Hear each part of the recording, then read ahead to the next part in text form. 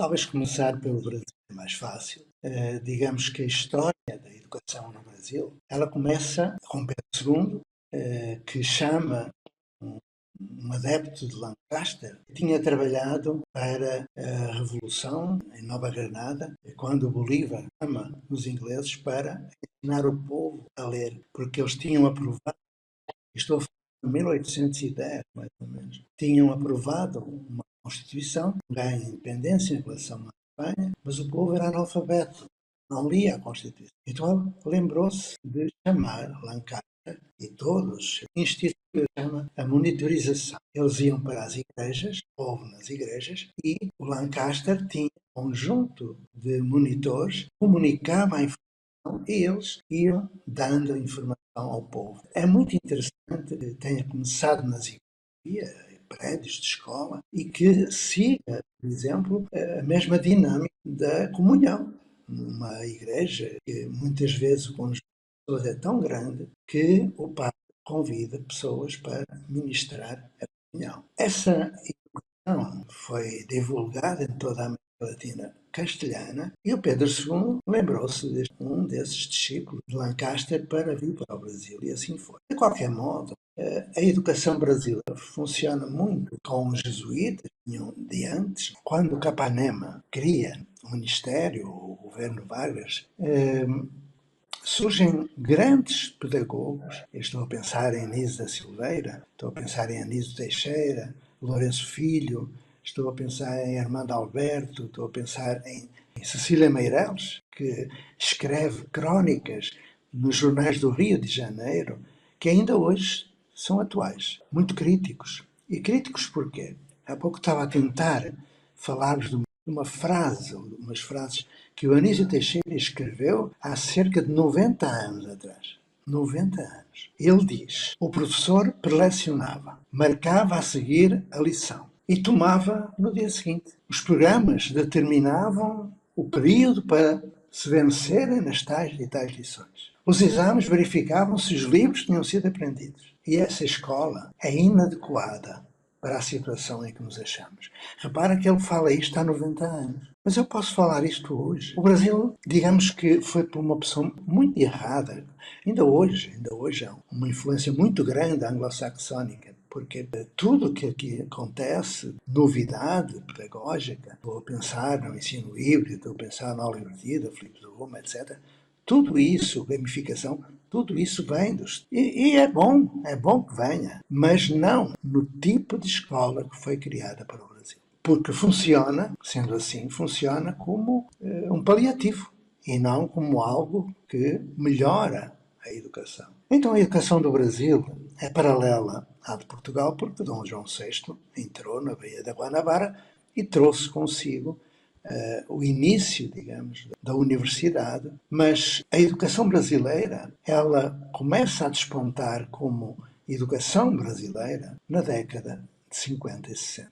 Nós temos a Maria Nilde, dos colégios vocacionais, nós temos Milton Santos, Florestan Fernandes, Agostinho da Silva, nós temos vultos incríveis que marcam essa época. Mas, em meados da década de 60, nós sabemos o que aconteceu e Paulo Freire foi exilado e tudo ficou praticamente no estado zero de inovação. Quando a Constituição, a nova Constituição surge e quando em 96 surge a Lei de Diretrizes e Bases, havia muita esperança que a educação se transformasse para que não houvesse os dados que nós hoje temos, que são muito pobres, e não é por culpa dos professores. Não é. Nós temos professores competentíssimos. É pelo modelo educacional que foi adotado. É o modelo educacional. Porque o modelo educacional que temos, todo mundo sabe, ele nasce na Prússia militar, na criação da primeira escola pública pelo Kaiser. E ele visava a uniformização, a obediência formal e incontestável do mestre,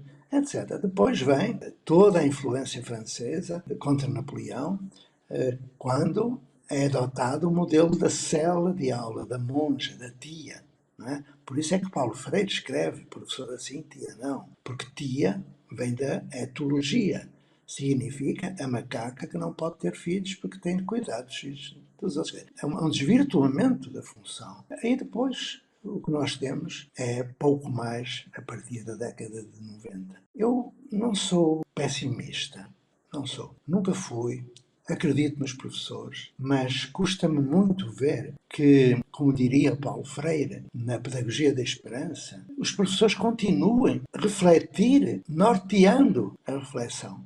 Norte. Ou orientando, oriente. E que não façam a soliação. Sul. Houve um português que esteve 25 anos no Brasil, entre a década de 40 e o final da década de 60, chamado Agostinho da Silva. Eu sugiro que possam ir à internet ver quem foi Agostinho da Silva. Eu posso dizer-vos, por exemplo, que ele foi um dos fundadores da Federal de João Pessoa, de Paraíba. Foi um dos criadores da Federal de Santa Catarina, Floripa. Ele criou o Gabinete de Estudos Afro-Brasileiros, que é importantíssimo. Ele criou a primeira unidade da Universidade de Brasília, com o Darcy e com a Anísio. Ele traduziu Montessori, por exemplo, foi ele que traduziu para o Brasil. Esse Agostinho da Silva, um dia que eu fui fazer a aula magna da UNB, eu falei de Agostinho da Silva e me disseram que havia uma cátedra Agostinho da Silva. Eu desconhecia. Eu morei 7 anos em Brasília. Então, eu fui à cátedra e encontrei alguns documentos. Um deles termina dizendo o seguinte: Agostinho da Silva, português. Ele criou em Itatiaia o primeiro esboço de comunidade de aprendizagem. 20 anos antes de Lauro de Oliveira Lima e 40 anos antes de Ramon Flecha. É importante perceber-se isto, que aquilo que está a chegar neste momento dos Estados Unidos e de outros lugares já foi feito no Brasil. Ele, o Agostinho da Silva, compreende que a melhor educação do mundo está no Brasil. A Europa não sabe. Os Estados Unidos também não. Depois, se quiseres, até posso contar uma pequena história de uma das minhas idas aos Estados Unidos. Eu tenho lá amigos e tenho um grande respeito pelo trabalho que lá se faz, mas essa história é exemplar, que pode sublinhar aquilo que eu tenho estado a dizer. Mas voltando a Agostinho da Silva, ele escreve o seguinte: Portugal desembarcou na África, século XVI, não é? As chamadas descobertas, que foram achamentos, ocupações. Portugal desembarcou na Ásia, no século XVI, século XVII. O arigato é obrigado, em japonês. E Portugal desembarcou na América. Então, Agostinho diz que só falta Portugal desembarcar em Portugal. Eu acrescento que a história da educação do Brasil vai chegar ao ponto de exportar aquilo que de bom já existe, de extrema qualidade, para a Europa e para os Estados Unidos. O sentido da inovação não é de norte para sul, é de sul para norte. E quem vos fala é uma pessoa do norte. Eu percebi com Darcy Ribeiro que o Brasil é um país, eu digo de outra maneira, quanto mais eu conheço o Brasil, menos entendo. Porque é um país a começar. E quando eu vim com a glória e o proveito da Escola da Ponte, eu cheguei extremamente arrogante. Eu confesso, muito vaidoso, porque efetivamente a Escola da Ponte é hoje a mais avançada do mundo, sem dúvida. Apesar de eu discordar do modo como ela hoje trabalha. Mas isso lá iremos, se me perguntarem. Eu vou tentar terminar, que já está longa esta fala. Ora, o que é que eu estava a dizer? Já não sei. Olha, perdi-me, é melhor assim. Podes fazer outra pergunta. Estava encerrando a questão do Agostinho, dizendo, né, que o movimento da educação, professor, não é de norte para o sul, mas do sul para o norte. Exatamente. Eu um dia soube que havia novidades no norte, nos Estados Unidos. Eu fui para Stanford, depois fui para Quest to Learn em One-to-One, em Nova York, ver a gamificação. Depois fui à Khan Academy, São Francisco, Santa Bárbara, por ali. E lá na Khan Academy me convidaram para assistir a uma aula na linha daquilo que Salman Khan propõe. E o que Salman Khan propõe é que não haja sala de aula, nem turma, nem nada. Quem ler o Mundo, uma Escola, que é um livro que ele publicou também no Brasil, vai perceber que Salman Khan ele é extremamente avançado para a sua época. Talvez porque ele não tivesse feito pedagogia, ele é um analista financeiro. Mas quando eu entrei naquela sala, eu recordo-me que estava com uma amiga, a Ana Penido, e que foi a esposa do Gilberto Manstein, do saudoso Gilberto Manstein. Eu estava interessado em ver como é que a Khan Academy tinha concretizado tudo aquilo que produziu. A senhora começou a aula dizendo o seguinte: no ano passado, nós nós criamos, isto em inglês, nós criamos 2 dispositivos fundamentais para haver autonomia no aluno, para haver protagonismo juvenil, empreendedorismo.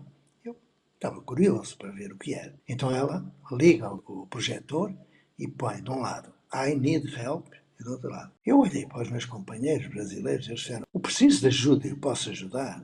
Nós criamos em 1970, muito antes da ponte. Mas a senhora, isto foi em 2014, 2015, ela que tinha inventado. Ou seja, os anglo-saxónicos, com todo o respeito que eu tenho, eles reinventam a roda da educação e a exportam para o Brasil, né? Num gesto neocolonial. Eu há bocadinho ia dizer algo que importa reter. Quando eu vim para o Brasil, eu pensava que sabia muita coisa. Não, hoje eu sei que tenho de ser um designer de mim próprio, um designer. Mas naquela altura eu vinha convencido que tinha descoberto, não é, a quadratura do círculo. A Escola da Ponte foi a primeira escola no mundo, não foi a primeira. Hoje sabe-se que passou do paradigma da instrução para o paradigma da aprendizagem. Isso é evidente.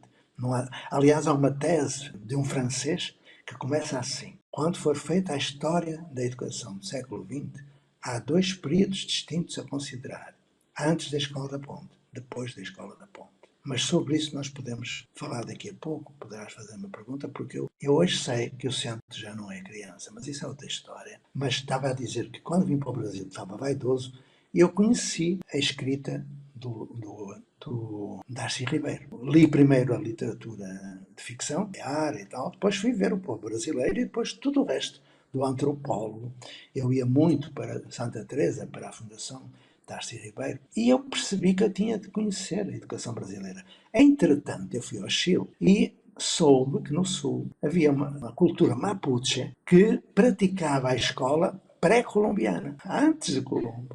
Eu perguntei, não haverá também nos povos originários brasileiros uma sequência de aprendizagens que é necessário ter perante essa gente que já cá estava quando os portugueses chegaram? Então eu fui viver um tempo com os Tupinambá, com os Pataxós do sul da Bahia, fui viver com o Chavante, fui viver depois. E o que eu aprendi com aquela gente, o tipo de relação que eles têm, pai e filho, o tipo de relação que têm com os ancestrais, são cursos de pedagogia extraordinário. Depois fui para os quilombos e lá eu fui para o quilombo do Campinho, ali perto de Paraty, fui para os Calungas, no norte de Goiás, andei por aí feito aprendiz, porque eu não poderia continuar a viver na pele do iniciador da Escola da Ponte. Não, repara, a Escola da Ponte tem quase 50 anos, vai fazer 50 anos em breve. Portanto, é um fóssil. E eu vou voltar lá para que aquilo retome a via da inovação. Mas quando eu saí dos povos originários e dos quilombos, é que eu percebi um provérbio que eu tinha aprendido na África, que eu andei por lá, que é preciso uma tribo inteira para educar uma criança. Então compreendi a intenção de Lauro de Oliveira Lima quando ele escreve o livro Escola para a Comunidade, que é um belo livro, pequenino, mas muito denso. Então, o que me faltava era eu ir para o lugar onde estão 75% dos alunos brasileiros, as favelas. E lá eu encontrei o rumo da educação brasileira. Encontrei os valores matriciais da Projeto da Ponte: solidariedade, autonomia, responsabilidade. Claro que eu não concordo com aquela autonomia, que é um poder paralelo do Estado e das milícias, aquelas coisas que infelizmente estão por aí. Mas é uma autonomia efetiva. E depois eu percebi que o Brasil é o melhor lugar para a gente aprender. Porquê? Porque acolheu portugueses, italianos, japoneses, alemães, tudo. É um caldo cultural invejável. Nenhum país tem. É aqui que o judeu casa com o árabe e a árabe com o judeu. É impressionante como isto acontece. É um povo bom, é um povo geneticamente aculturado, porque há a genética cultural, e que está longe de perceber que tem as melhores condições para ser a melhor educação. Enquanto eu durar, eu vou tentando aprender e ajudar, porque os professores os professores brasileiros sofrem de duas doenças. A primeira, a falta de autoestima. E a segunda, a síndrome de vira-lata. Vai lá fora procurar o que tem cá dentro. E muito melhor cá dentro. Quem é que fala de uma escola aberta de São Paulo? Quem fala da escola do Projeto Âncora, da escola da Floresta? São as melhores escolas da América Latina. São as melhores escolas. Então é bom que os brasileiros percebam isso que não seja necessário que um portuguesinho venha cá explicar. É tão simples. Então a história da educação do Brasil, resumindo, está a começar. Porque assim como há uma língua brasileira que não é a língua portuguesa, na fonética, na sintaxe, etc. Eu posso contar uma historinha divertida. Uma história divertida. Eu, em 2001, talvez 2002, eu fui convidado para ir a Araraquara fazer uma fala. Eu estava em Portugal na altura. E julho, mês de julho, é o mês mais quente em Portugal. Então eu viajei com uns jeans e umas sandálias e uma camiseta muito fresquinha. Só que Araraquara tem as 4 estações durante o dia. No princípio da tarde era um calor insuportável, mas quando chega às 4 para as 5 e o sol começa a baixar, veio um fresquinho que me obrigou a ir às compras. Eu precisava de roupa quente. Eu entrei na loja, e estou a falar isto porque a língua brasileira é completamente diferente da língua portuguesa. Entrei na loja e a senhora perguntou o que eu queria e eu disse: eu quero uma camisola. A mulher olhou para mim, esbugalhou os olhos. Quero uma camisola? Sim, quero uma camisola. E ela perguntou: e para quem é a camisola? Eu respondi: é para mim. Aí ela ficou ainda mais surpreendida, recuou um pouco e depois disse que era um par de piugas. Ela: bom, por que é que eu estou a falar isto? Muitas vezes, no início, estou cá há 23 anos, eu pensava que a língua portuguesa era a língua brasileira. Não é. Há um grande percentual de palavras em tupi-guarani, incluídas na língua brasileira. Infelizmente ainda há muito, 100 e tal dialetos que se mantêm. É de uma riqueza incrível. E, portanto, assim como há uma língua brasileira, tem que haver uma educação brasileira. Por isso é que, ultimamente, eu tenho apresentado uma proposta de projeto, que é o último projeto da minha vida profissional, que é para praticar Darcy. Parte de fazer a ponte, da escola da ponte, sem pretensão a ser copiada, e entra nessa fase de capacitar as pessoas para trabalhar como na escola da ponte, porque foi uma mudança profunda. Aí entram coisas como círculos de aprendizagem, currículo tridimensional, coisas que não estão nos livros. E é a educação brasileira. Então, eu estou a aprender a fazer essa educação com centenas de pessoas. Eu espero que queira também saber o que se passa, porque muita coisa vai acontecer neste 2025 e nos próximos 2, 3 anos.